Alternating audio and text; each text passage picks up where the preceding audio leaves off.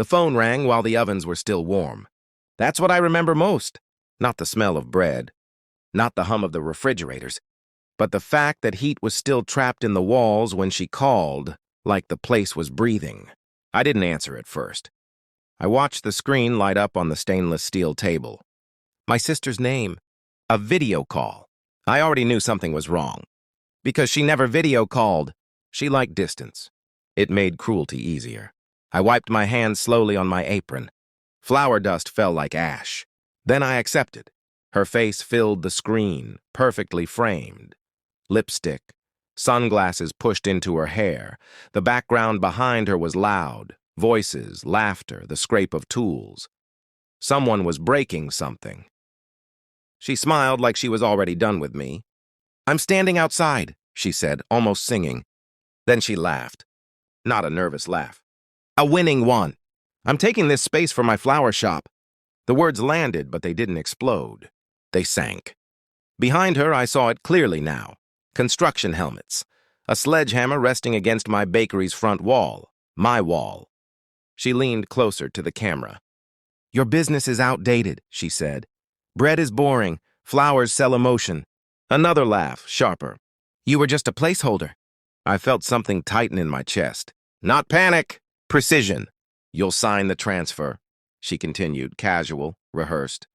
"Clear out your ovens and leave. I'm smashing these walls today. You're done." She waited for me to react.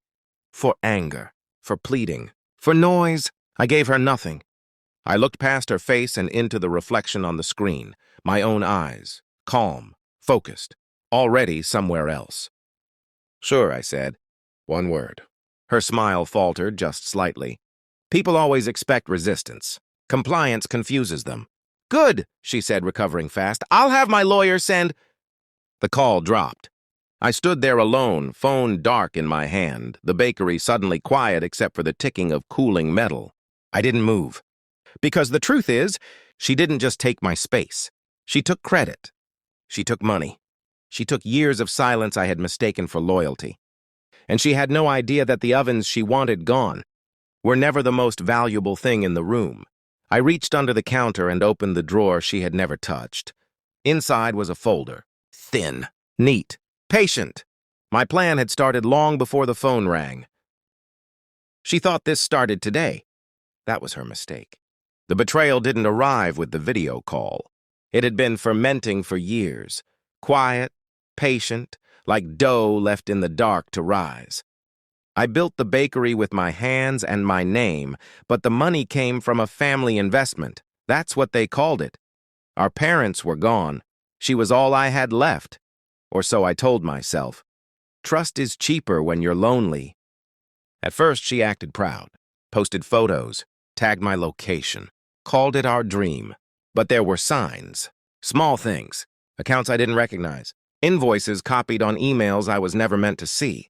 I told myself I was paranoid. She started visiting less, but her questions increased. How long is your lease? Did you ever register the brand internationally? Who owns the building exactly? Exactly. That word stayed with me. Then came the silence. Weeks without messages. No reactions to posts. No congratulations when the bakery won a local feature. When I mentioned expansion, she smiled too quickly and changed the subject. People don't pull away when they're losing interest. They pull away when they're planning. The first real fracture came 6 months ago. I was closing late when I noticed the electricity bill, higher than usual. I checked the meter history. There were spikes on days I wasn't even there. Someone had accessed the back storage, the locked room, the one with the old documents. Her old documents. She'd insisted on storing personal stuff there years ago. Childhood boxes, papers, memories she didn't want to throw away. I never opened them. Family doesn't steal from family. That night I did. Inside the boxes, no photos, no keepsakes. Only contracts, draft agreements, architect plans, a business proposal labeled floral concept, prime location, my address, and her name printed neatly under future proprietor. I didn't confront her. I didn't cry. I didn't slam the box shut. I sat on the cold floor and read every page. She'd been pitching investors behind my back, selling my bakery as a temporary occupant. claiming the space was always meant to transition into something more profitable. Flowers instead of bread, her vision instead of mine, and the most elegant lie of all. She told them I'd agreed. I laughed once, quietly, because that's when it became clear. She didn't see me as competition. She saw me as infrastructure, something useful, something replaceable, something she believed would step aside when asked. That night, I put everything back exactly where it was. Then I started documenting. Timestamps, ownership chains, the parts she had falsified.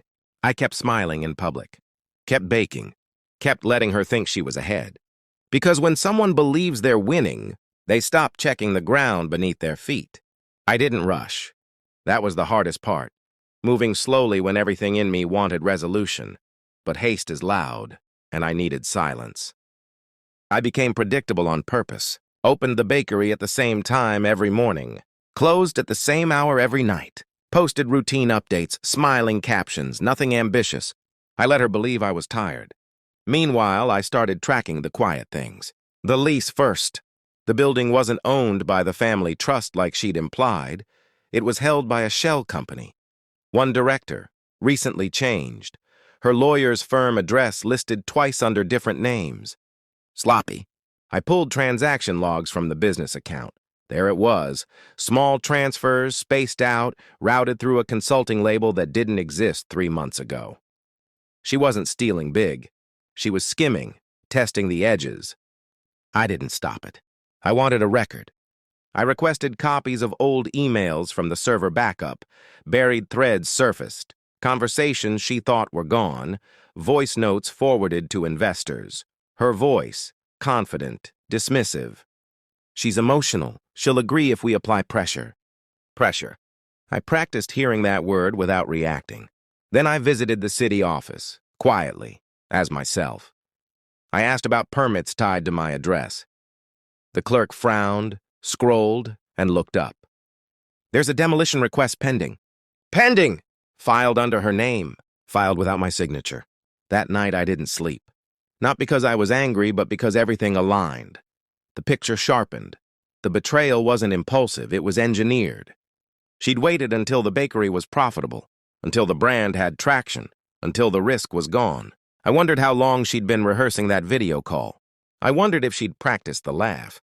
I installed cameras, not obvious ones. I watched footage on my phone while baking, while walking, while sitting alone with coffee going cold. I saw her enter the back room when she thought I wasn't there, saw her photograph documents, saw her make calls from my office chair. She never looked at the ovens.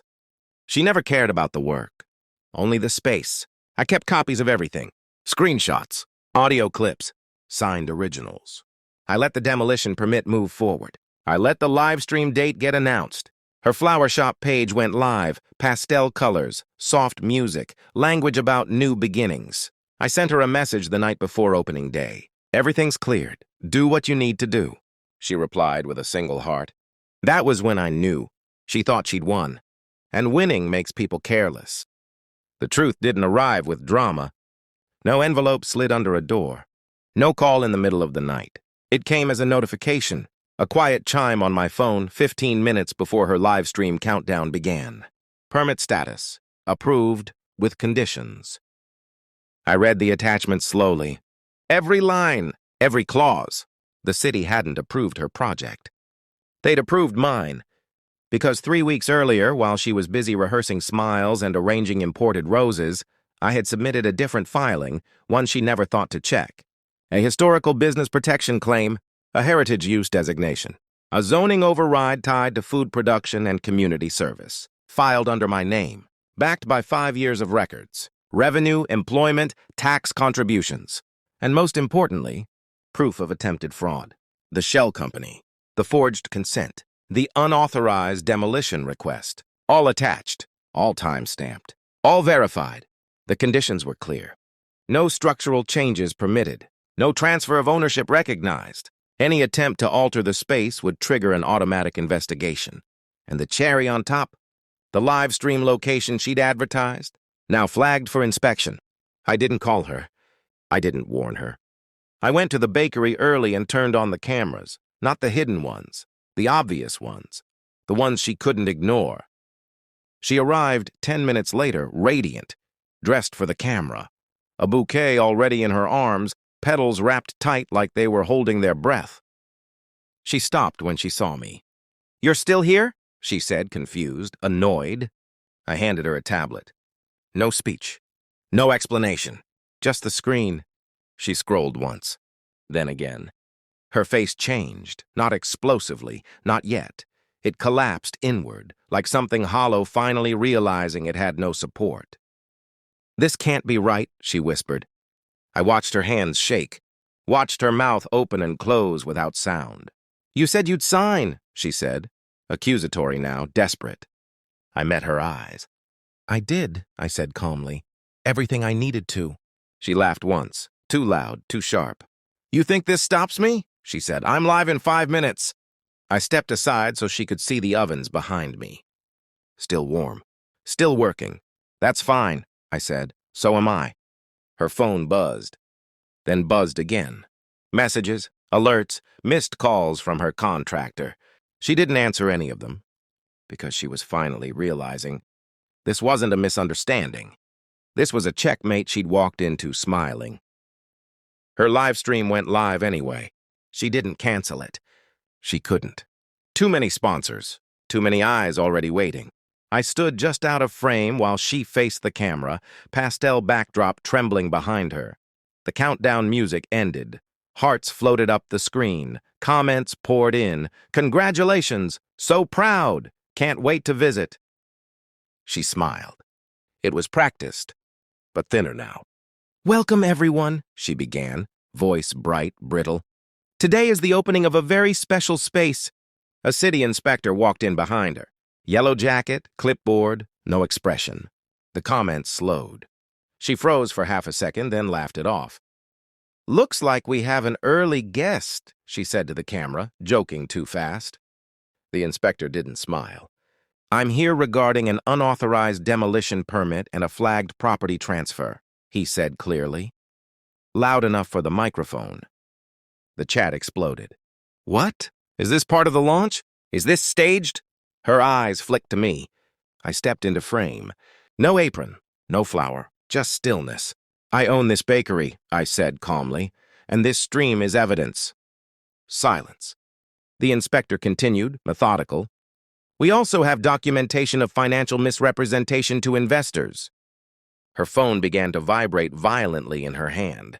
She tried to mute it, dropped it instead. Sponsors started pulling out in real time. Notifications stacked like a collapsing tower. She turned to me, no longer performing. "You planned this," she whispered. I didn't deny it. I leaned in just enough for her to hear, but not the audience. "You called me a placeholder," I said softly, "so I let you stand where I wanted you." She shook her head, breathing fast. "We're family." That word sounded strange coming from her now. I addressed the camera one last time. "This space feeds people," I said. "It always has, and it always will." Then I reached out and ended the stream. One tap. The room felt colder without the audience. She sank into a chair, mascara running, mouth open like she wanted to scream but couldn't find the right sound. I didn't watch her break. I walked past her, unlocked the back door, and let the inspector do his job. Because revenge doesn't need volume. It needs timing. The ovens were quiet by the time I locked up that night. Not cold, just resting. Outside, the street looked the same as it always had. Cars passing, neon signs buzzing, life moving forward without asking who deserved what. I stood there for a moment with the keys in my hand. I didn't feel victorious. That surprised me. I felt empty, clean, like a wound that had finally stopped bleeding, leaving only a scar you learn not to touch. She didn't call. Not that night. Not the next day. Not ever. Her live stream never went back online. The flower shop page disappeared within hours. Investors issued statements. Lawyers sent letters. Friends went quiet. People don't like to be reminded how close they came to being fooled. I reopened the bakery the next morning. Same routine. Same hands. Same work. Customers asked questions. I gave simple answers. I didn't explain. I didn't defend myself. Truth doesn't need a campaign. It survives on its own. Sometimes late at night I think about her. Not with anger. With distance. I wonder when she first decided I was something to use instead of someone to trust. I wonder if she ever believed her own lies, or if she always knew exactly what she was doing. But those questions don't keep me awake. What keeps me steady is this. I didn't scream. I didn't beg. I didn't become what she expected. I let her expose herself in front of the world she wanted to impress. And then I stepped away. The bakery still smells like bread in the mornings. Warm, honest, earned. And every time I turn the key in the lock, I remember she thought I was a placeholder.